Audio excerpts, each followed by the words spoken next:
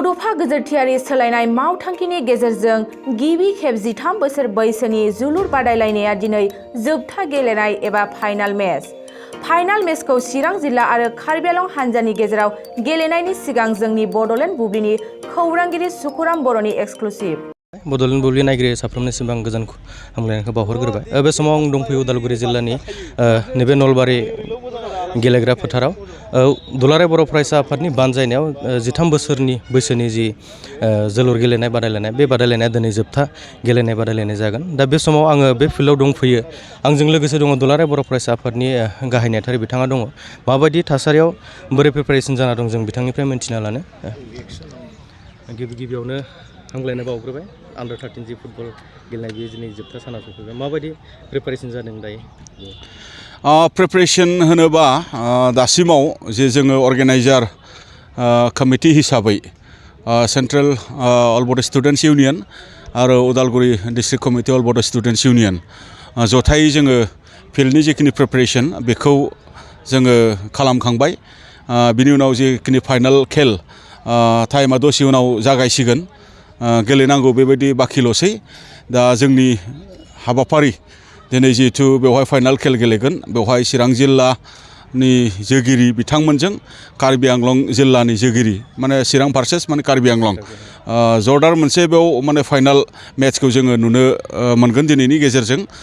मानो होनबा जोङो स्टार्टिंनिफ्रायनो जों नायबाय थादों जायफोर टिमफोरा दिनै फाइनाल गेलेनो फैदों बिथांमोननि प्लेयारफोरनि स्किल बा बिथांमोननि प्लेयारफोरनि माने कन्फिडेन्ट बा बिथांमोननि जिखिनि मोनसे गेलेनायनि मोनसे आकर्षण जेखिनि खालामनो हानाय जेनाखि नायगिरि बिथांमोनखौ एन्टारटेन खालामनो हानाय जथेस्थ' बिथांमोननियाव दङ। दा बेखायनो मोनसे स्ट्रं मोननै माने टिमनि गेजेराव दिनै फाइनाल मेचआ जागोन। फाइनाल मेच जोगिरि कार्बि आंलं आरो चिरांनि टिमनिसिम आङो दुलाराय बर' फरायसा आफादनि जानानै आङो बेस्ट उइसेस आङो जासिनाय जादों।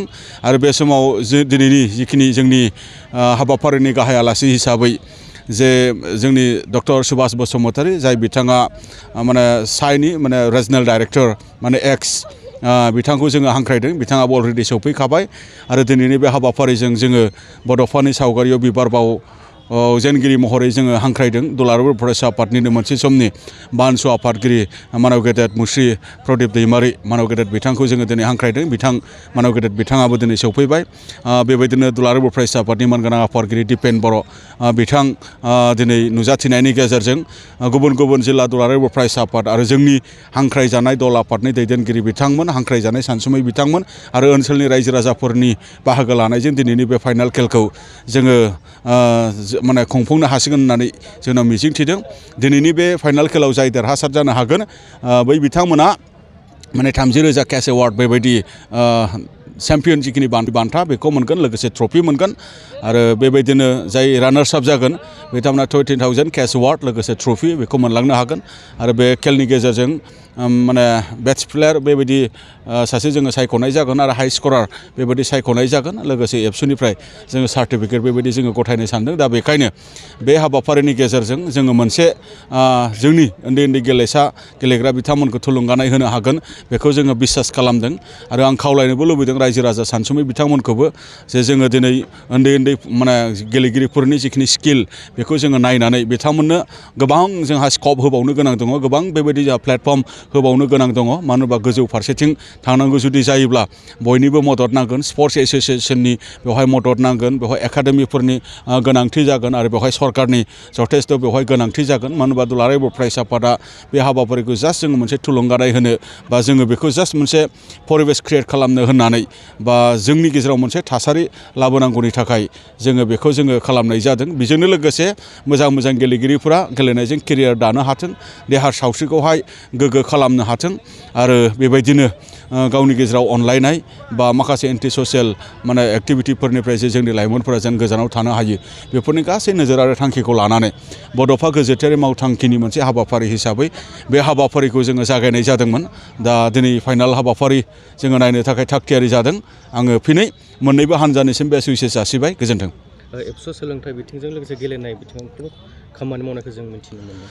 दायो 13 बोसोर बैसोनि उन्दै जाय बिथांमोन गेलेगिरि बिथांमोनखौ लानानै मा मिजिं खालामो आरो बिथांमोनखौ दावगानायनि थाखाय एखुथायै माबाफोर बिदि हाबाफारि लागोन नामा? दुलाराय बर' फरायसा आफादा सोलोंथाइनि अनगायैबो नंगौ गुबुन गुबुन माने बिथिं हाबाफारिखौहाय मैखोमै जोङो मावबाय थानो नाजादों रायजो राजा वेल विशार्सफोरनि हेफाजाबनि गेजेरजों बेबायदिनो बड'फा गेजेटारि मावथांखिनि गेजेरजों गेलेनायनि जे हाबाफारि जेरै अंडार-13 फुटबल टुर्नामेन्ट बेखौ जोङो लाबाय थादों आरो बेबायदिनो हिन्जावसाफोरनि जे जोंनि काबादि गेलेनाय बे हाबाफारिखौबो जोङो लायो गायदे हेलेना जाय आइजोफोरा माने गिबि आइजो मुंख्लं बिथांमोननि मुङै आरो भलिबल कम्पिटिसन जोङो जोहोलाव सोमब्ला बसुमतारी बिमुङै जोङो बेबायदि होनाय जायो दा जोङो नैबे अंडार-13 जिखिनि मोनसे माने कम्पिटिसन बा टुर्नामेन्टखौ जे होखांनायनि उनाव बिनि उनाव जोङो रायलायदों जे जोंनि डिस्ट्रिक्ट स्पर्ट्स एस'सिएशनजों बा जोंनि माखासे क्लाब सालायग्रा बा माखासे सरकार सालायग्रा बिथांमोनजोंबो जोङो रायलायबाय थादों जे बिथांमोननि थाखाय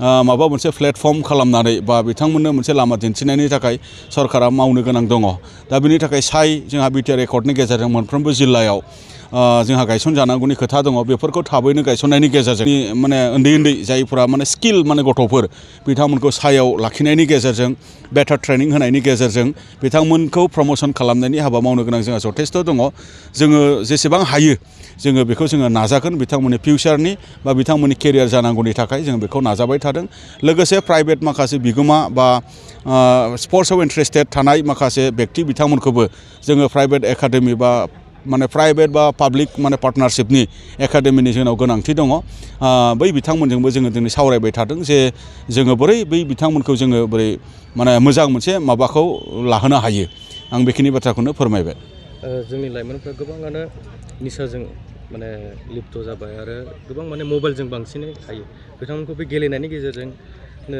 बिथांमोननि जि बै निसाजों माने माबानानै थानाय बेखौ होबथानो हागोन बायदि सानदों नामा? औ निस्सय हागोन जे सासे माने गथ'आ फरायनायाव जुदि मुखुबब्ला बबे टाइमाव बियो माने निसा जागोन सासे गथ'आ गेलेनायाव जुदि मुखुबब्ला बबे टाइमाव बियो निसा जागोन दा जोंनि फरायसाफोरखौ राइट डाइरेक्सनाव आरो प्रडाक्टिभ माखासे वेआव बा डाइरेक्सनाव जोङो बेस्थ' खालामनांगौ जे माने वेआ जे लामाया बेनि थाखाय केरियारबो जानो हायो बेनि थाखाय माने प्रडाक्टिभबो जानो हायो आरो ससाइटिनि थाखायबो बेनिफिट जानो हायो दा बेखायनो जोङो माखासे प्रडाक्टिभ बा माखासे राइट डाइरेक्सननि माखासे इयुन माने दानो हानाय राहाफोरखौ लानानै जोङो लाइमोनफोरनो जोङो होनो नाजाबाय थादों दा बेनोल' जे जोङो जास्ट परिबेसखौ जोङो होनो हायो जों थुलुंगानायखौ होनो हायो एसे जोङो प्लेटफर्मखौ खालामनो हायो दा बिनि जोबथा आल्टिमेट माने जाफुंनायसिमा बै बिथांमोननि सायावबो सोनारो बिमा बिफानि सायावबो सोनारो आरो जोंनि सानसुमै रायजो राजा ससाइटिया मा लुबैयो बिनि सायावबो सोनारो निस्सय जोंहा मोनसे फोथायनाय दङ गेलेनायजों जुदि सासे गथ'आ बेस्थ' जानो हायोब्ला बियो गावखौ निसा बेसादनिफ्राय बा गाज्रि खामानिनिफ्राय बियो उदां खालामनो हागोन बेखौ जों फोथायो